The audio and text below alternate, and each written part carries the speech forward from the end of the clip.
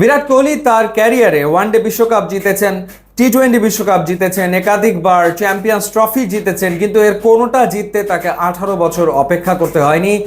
18 বছরের অপেক্ষার অবসান হলো এবং 18 বছরের সাধনার ফল তিনি পেলেন। আইপিএল এর শিরোপা তিনি জিতলেন, রয়্যাল চ্যালেঞ্জার্স বেঙ্গালুরুকে তিনি অবশেষে আইপিএল এর শিরোপা জেতালেন। এই সিজনেও তিনি দুর্দান্ত পারফর্ম করেছেন, 657 রান করেছেন, 8টা 50 হাঁকিয়ে, এবং রান তোলাদের তালিকায় তিনি রয়েছেন 3 নম্বরে। এই আইপিএলে রয়্যাল চ্যালেঞ্জার্স বেঙ্গালুরু জার্সিতে তার কত শত রেকর্ড রয়েছে। 8টা সেঞ্চুরি তিনি করেছেন, 267 ম্যাচ খেলে 8661 রান করেছেন, যেখানে তার এভারেজ 39.54, এবং তিনি 63টা 50 হাঁকিয়েছেন আইপিএলে। শুধু একটা ব্যাপারই অধরা থেকে যাচ্ছিল, সেটা হচ্ছে আইপিএল এর ট্রফিটা, এবং এই ট্রফিটা তার কাছে কতটা স্পেশাল সেটা বোঝা গেল একেবারে শেষ ওভারে, যখন হেজেলউড বল করছিলেন, 29 রান দরকার, পরপর দুটো ডট বল হলো এবং তখন নিশ্চিত হয়ে গেল যে আরসিবি চ্যাম্পিয়ন হতে চলেছে। সেই সময় যখন ক্যামেরা আসলে বিরাট কোহলিকে ধরলো, তার চোখ ছলছল করছে, তার চোখ দিয়ে আসলে অশ্রু গড়িয়ে পড়ছে, তিনি আবেগী হয়ে গেছেন। এত শত রেকর্ড, এত ট্রফি জেতার পরেও বিরাট কোহলি আসলে আবেগী হয়ে গেছেন, কারণ এই ট্রফিটার জন্য তাকে অপেক্ষা করতে হয়েছে পাক্কা 18টা বছর। প্রীতি জিন্তা তাকে আসলে অপেক্ষায় থাকতেই হচ্ছে। দ্বিতীয়বারের মতো ফাইনাল খেললো পাঞ্জাব, কিন্তু এবারও শিরোপা জেতা হলো না। চতুর্থবার ফাইনাল খেলে শিরোপার দেখা পেয়ে গেল আরসিবি।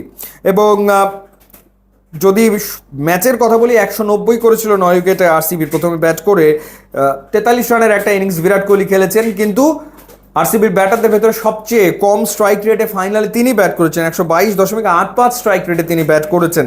এই ফাইনালটা জেতার অন্যতম কারণ আমার কাছে মনে হয় যেভাবে জিতেশ শর্মা 10 বলে 24 রানের ইনিংস খেলেছেন এবং রোমারিও শেফার্ড 9 বলে 17 রানের ইনিংস খেলেছেন। একেবারে শেষ দিকে, শেষ 5 ওভারে এই দুই ব্যাটার যেভাবে ব্যাট করেছেন, এই রানগুলো খুব গুরুত্বপূর্ণ ছিল। এই রানগুলো খুবই গুরুত্বপূর্ণ ছিল, যার কারণে 190 করে 9 উইকেটে আরসিবি। এবং আর্শদীপ সিং 3 উইকেট নিয়েছেন, কাইল জেমিসন তিনিও 3 উইকেট নিয়েছেন। জবাব দিতে নেমে পাঞ্জাবের যারা ইনফর্ম ব্যাটার, স্পেশালি তাদের ওপেনার আরিয়া স্টার্ট পেয়েছে, 24 রানে আউট। প্রভসিমরন সিং 26 রান করে আউট। এরপর জশ ইংলিশ 23 বলে 39 রান করে আউট হয়েছে। সবচেয়ে বড় ধাক্কাটা পাঞ্জাব খায় যখন শ্রেয়াস আইয়ার, যিনি দুর্দান্ত একটা ইনিংস খেলেছিলেন মুম্বাই ইন্ডিয়ান্সের বিপক্ষে, তিনি যখন 2 বলে 1 রান করে আউট হয়ে গেলেন। তো এরপর আসলে নেহাল ওয়াদেরা আর শশাঙ্ক একটা পার্টনারশিপ গড়ার চেষ্টা করেছেন, তবে নেহাল ওয়াদেরা তিনি 18 বলে 15 রান করেছেন। তিনি আসলে শশাঙ্ককে সেভাবে সাপোর্টটা দিতে পারেন, এবং শশাঙ্ক শুরুর দিকে কিছু ডট বল খেলেছেন, পরে গিয়ে তিনি দুর্দান্ত ব্যাটিং করেছেন। শেষ ওভারে 3টা ছক্কা হাঁকালেন ঠিকই, তাতে আসলে লাভের লাভ কোনো কিছু হলো না। যথারীতি 2 উইকেট নিয়েছেন ভুবনেশ্বর কুমার, এবং ক্রুনাল পান্ডিয়া দারুণ বল করেছেন, 4 ওভারে 17 রান দিয়ে 2 উইকেট নিয়েছেন। ক্রুনাল পান্ডিয়ার এই 4টা ওভার আমার মনে হয় যে ম্যাচের টার্নিং পয়েন্ট তৈরি করে ফেলেছিল।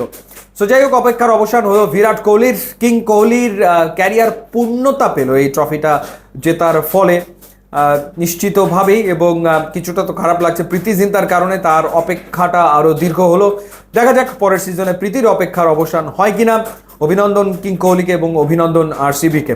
ইউটিউব, ইনস্টাগ্রাম লিঙ্ক দেওয়া আছে, আপনারা যোগ দিলে খুবই খুশি হবেন। Thanks for watching.